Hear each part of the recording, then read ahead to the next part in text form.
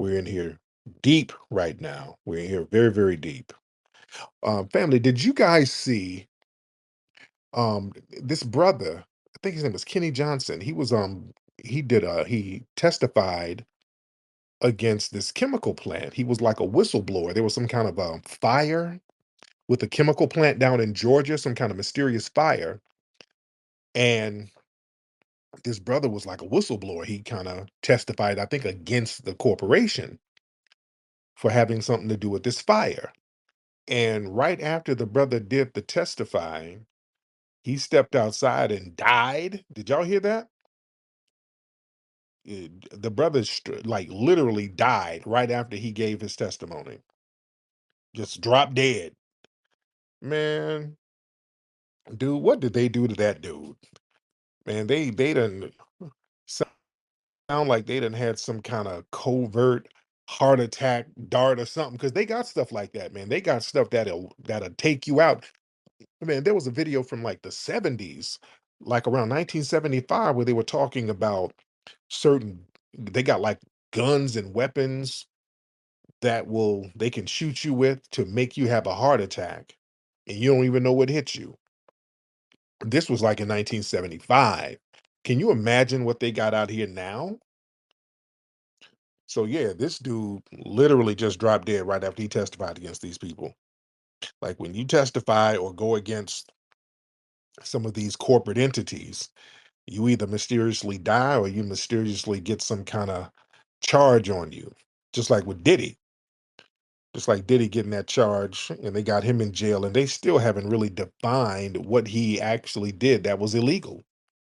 I mean, they got that man in jail and they haven't defined what this man has done that was illegal. All the baby oil stuff and all of the kind of demonizing him in the media, they're not saying anything that he has done really illegally. They keep trying to put out these propaganda stories about Diddy's parties or whatever, but nothing is illegal.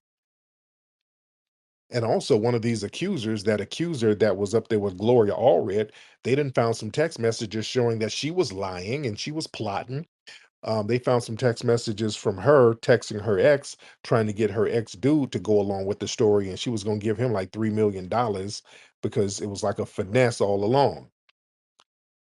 So she was plotting and trying to finesse this situation with Diddy all along, and they got her text messages. So we got to be careful about this kind of stuff and be careful about co-signing it. This is why I get on black people's cases for co-signing this stuff, because the reason why white supremacist society can get away with these digital lynchings is if they can get black folks to co-sign. You there? And too many black folks co-sign this nonsense, and that's extremely off code. And the reason why they will platform black folks to sit here and kind of corroborate these little janky accusations against other prominent black people, because they need to do that so that they can hide the racist agenda behind it. See, they learned their lesson from OJ. Okay, you got to look and see how deep this is. They learned their lesson from OJ. Notice with the Bill Cosby situation, they had to get black folks to co-sign that. With Diddy, they had to get black folks to co-sign that. With R. Kelly, they had to get black folks to co-sign that. You did? And but I hate when I'm talking and I'm getting text messages. Can you guys hear me pretty good? Because when I'm talking and a text message comes through, it starts messing up the sound. Hold on one second. Hold on one second. Hold on. Sorry about that. Y'all can y'all hear me real good, guys? Give me a thumbs up if you can hear me. All right. So like I was saying, man, about they learned their lesson from OJ when they were trying to get OJ. They didn't have black people really co-signing the white supremacists at the time. That was a problem for them because we were so on code at the time. We were coming out of the LA riots. A lot of us were extremely on code. So anybody that would sit up there with the prosecution and go along with that narrative that OJ, who was innocent, committed those crimes, that was looked at as off code. And a lot of black folks knew better than to pull that. And the white media, them going after OJ, and them having a straight up and down white supremacist as the lead detective, it looked like what it was. It was just white supremacy, and it was a white supremacist targeting. It looked like what it was, and our good brother Johnny Cochran went in there and ran circles around him. And OJ was found justifiably not guilty because he was not guilty. And white supremacist society had a hissy fit. They had a hissy fit because they couldn't rig the situation like they're used to rigging it. So they said, hey, we got to go back to the drawing board. So if we ever do a high profile lynching like this, we got to make sure we get some significant numbers of black people on code with us or off code with each other. So what they would do now in recent years with the OJ situation, they would talk about how OJ didn't like black people or OJ didn't hang around black people, trying to get black society to turn against him. But many of us knew that the OJ situation, it was much deeper than just his personal dealings with white women and all that. We knew OJ was a white woman loving Sambo. We knew that. We knew that. We knew he was bucking his eyes for the white women. We knew that, but we also knew he was innocent. We knew that he did commit that murder, and us going along with that would not have been a good look. So enough of us were on code as far as that. Too many off code people out here now, because what happens is people, if you throw a prominent black person under the bus, you can get some attention, you get platformed, and a lot of Negroes out here are just satisfied with getting seen and heard, and that's not a good look, fam. It's not a good look. Let's get some more people in here. We're in here. Let's get Blessed Finesse. Let's get Blessed Finesse in the building. Blessed Finesse, where you at? What up, big dog? Can you hear me? You all right, brother? You over there smoking on something? You I good? was. I'm chilling now. I'm chilling. Uh, Hey, I posted the link to the heart attack gun in the chat, and as well, I posted the link in reference to the other thing you were speaking on. So yeah, but let me just say this: I think we have to um, understand that the weaponization of immigration has really been detrimental to us, and these Venezuelans do need to be removed. A few people ago, someone was talking about how when we step outside now, it's every language, and it's the same here in Atlanta. And I've seen, I mean, if you grew up in a historically black neighborhood, or even 60% black, you know it's nothing like what it was before, and this is across the right. nation. So we got to stay the course. We can't let these people play with us, because the kicker is all these immigrants, they homelands, it's just them. So they don't understand. The culture's still there. They haven't been, the melting pot hasn't been attacked. You know, we've been attacked by the melting pot. So, Yes, sir. so F what they talking about, because in their homelands, if the same was going on, their people would be fucking pissed, because that's a massive change that we don't deserve. It's disrespectful, and I'm happy we waking up. Appreciate it, brother. Yes. Thank you so much, brother. Appreciate you. All right. We got T.S. Giselle in the building. T.S. Giselle, hop on. Unmute your mic. Period. And for the tens of thousands of viewers on YouTube that are all in the comments commenting on the presence of the TS, oops, I'm back on stage. Uh, mm, mm. Okay. What kind of bell was that? Was that your cattle bell? That was your cowbell on your neck? No, What was that? that's me letting the girls know that my presence will always be here, and there's nothing that you can do about it. No, it's Uh, always going to blow in the oh, mirror. But what's on your oh, mind? Ancio, shut up with your big white head ass nigga. Oops, I got a Uh-oh. little uncouth. What- what- All right. Um, Leave and so I just wanted to get that out of the way. So I can't wait till you upload this. I also wanted to say to Rick, I actually don't like what you're doing. You're like what? separating your clips. It's kind of annoying to, and then you're premiering them. Like, we just want to upload this. Like when I'm working, I like to, because I work in corporate America, and of course, most of your fan base is unemployed, so that's why they can stay up at 3 a.m. in the morning and listen to you. Well, for us girls, our working girls, I like to listen to the space the next day in full. But now you're like separating the clips, chopping them up into 10 Yes, and different videos, and it just is a bit annoying. And I have seen other people in the comments say that they don't like that, so maybe you should reconsider. no, no, no. I chop them up because it's more concise. It's more on topic. Sometimes people want to hear a specific topic, so I just make it more easy to archive and find certain conversations, so it works better. And when you're selling bussy, you have something to listen to because I know it's real quick. You give a little 5-minute job here, a little 15-minute job here, and do what you do and get back to that bussy slinging. But go ahead, it's Yeah, okay. What else is that's happening? not what I. Mhm. Oh, what happened? TS, something happened with your phone. Something happened with your You phone, had me TS. muted. So let me be very clear. I'm a professional. I have multiple degrees. I have a professional degree as well. I work in corporate America, sir. I submit an expense report for my corporate travels. I have a corporate credit card. So what we're not going to do is act like I participate in something that I don't. I don't, and that goes for your space and other spaces that I'm in as well. I'm highly educated. Okay, let's be very clear. Right. Now, Very, okay. So before you check me, check the moisture of your wig glue with your toupee on top of your and head, Tariq. very, Okay, I'm gonna be okay. So this is what I came up. that's you're mistaking my hair for your pubic hair on your balls. So we're not going to go there. But go ahead. Go ahead.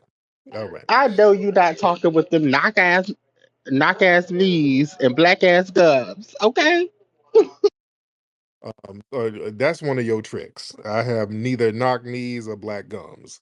You're describing what you look like under that wig. It's not me who looks like a big, jolly, moist Gerald Levert. That is you, TS. So let's not project, all right? We're not going to project. Okay, your $2 Montel Jordan. It very much gives every girl's dream, every man's fantasy. Okay, Mary J. Garage. Okay, we're not going to go there, Mary J. Garage. All right, let me get you up out of here. I Thank you haven't so asked much, my Mary J. Garage. question. Thank you, Mary J. Garage. All right, let's see who else is in here. All right, let's get some more people in here. All right, let's see.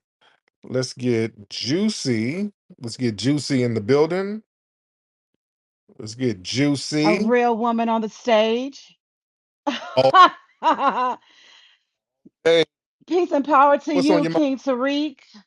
Giselle, you could How never, are you you, don't have dear? not close at all. I'm doing very well tonight. Thank you so much for hosting this space a little bit earlier so I can catch it because, a lot of the people in your space are business owners.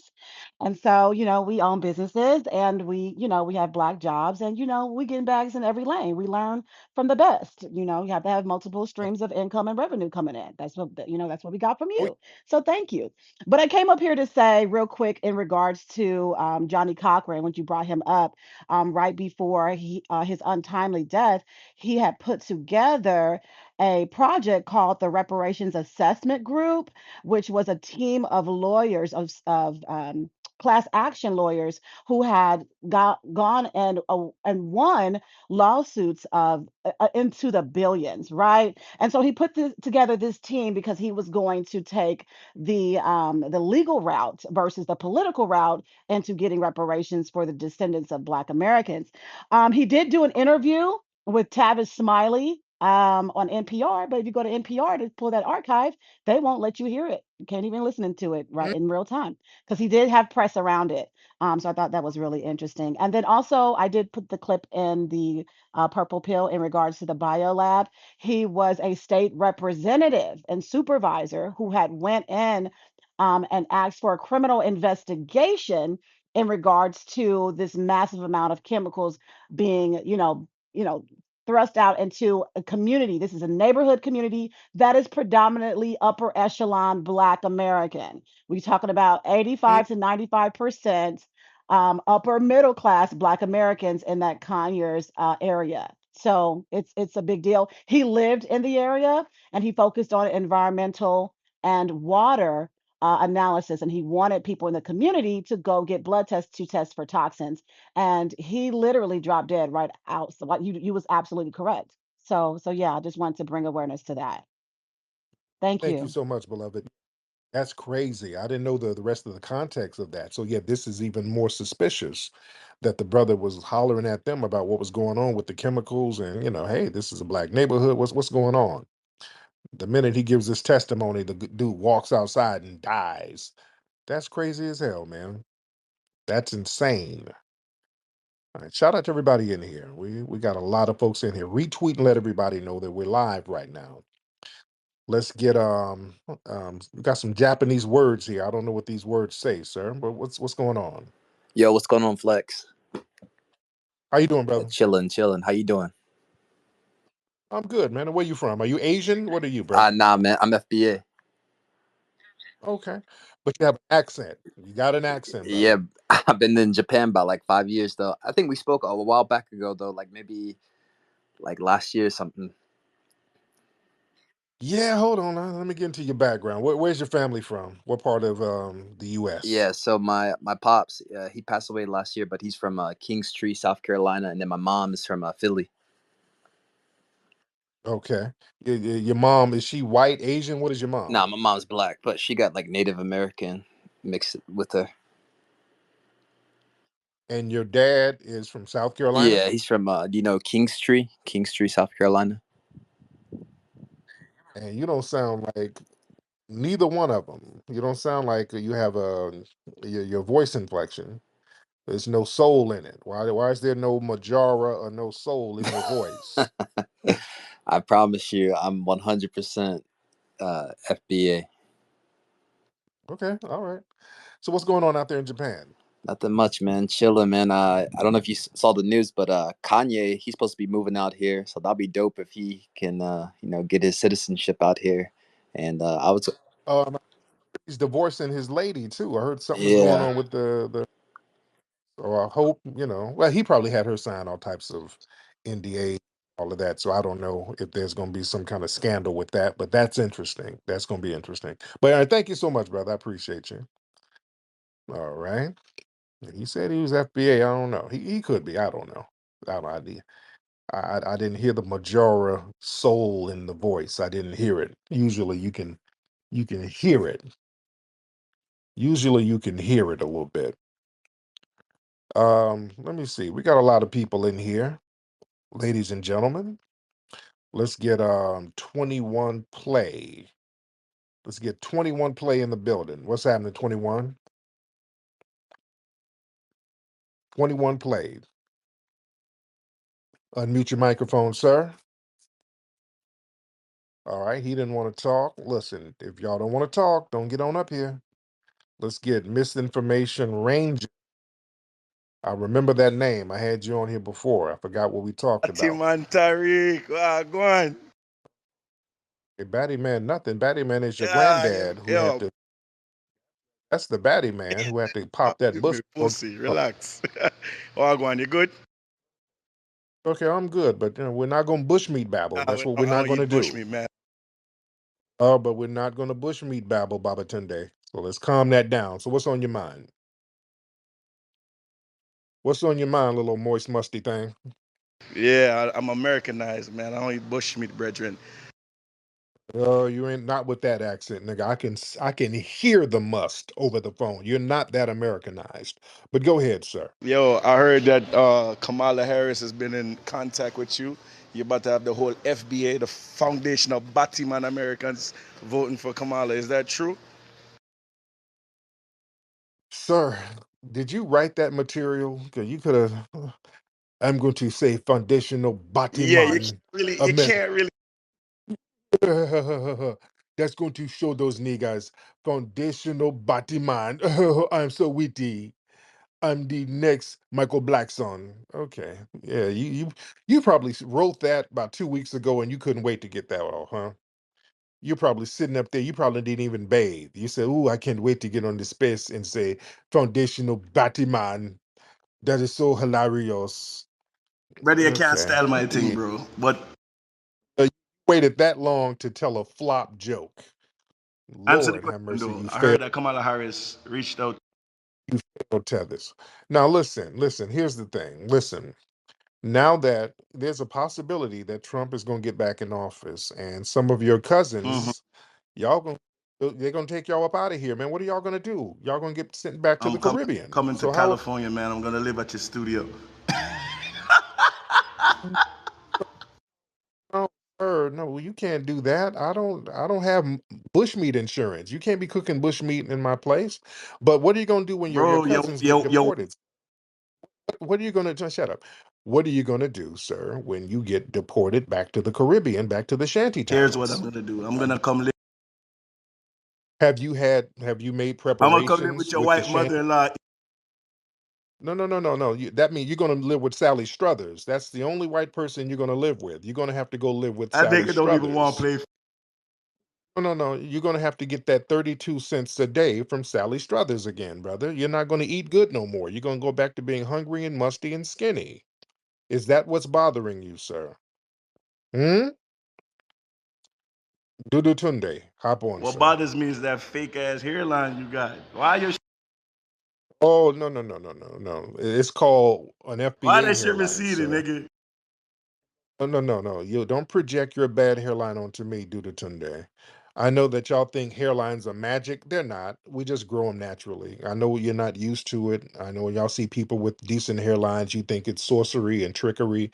No, it's just something that y'all didn't grow up with. If you didn't shape up your hair with rusty butter knives, you would have a robust FBA hairline. You wouldn't be sitting over there with a cul-de-sac in your head, sir. All right. Anyway, Dudu So Tunde, who you thank you vote so for? much, sir. Your mama's titties. Okay, I'm voting for your mom's titties, and I'm gonna vote down ballot. I'm gonna pull them titties down. That's what I'm gonna do. Let's see. Let's get some more people in here. All right, a lot of folks in here. Yeah, y'all work on your material. If you foundational book broken niggas, okay, is work on your material, sir. Okay. Let me see. We got a lot of people in here. Let's get Jay in here. Let's get Jay. And then we'll get watching anonymously. All right, Jay, you Yeah, ready? what's up, Tariq? What's up, Jay? How are you? I'm good. How about you? I'm good, man. What's on your mind, Jay? I was gonna ask, would you ever think about doing like a Dr. Claude Anderson like movie since he's basically retired speaking? That's basically all I wanted to ask. I, there you go. I don't know. I don't know. That might be a possibility in the future. That might be a possibility. Let's get watching anonymously. What's happening? Can you hear me?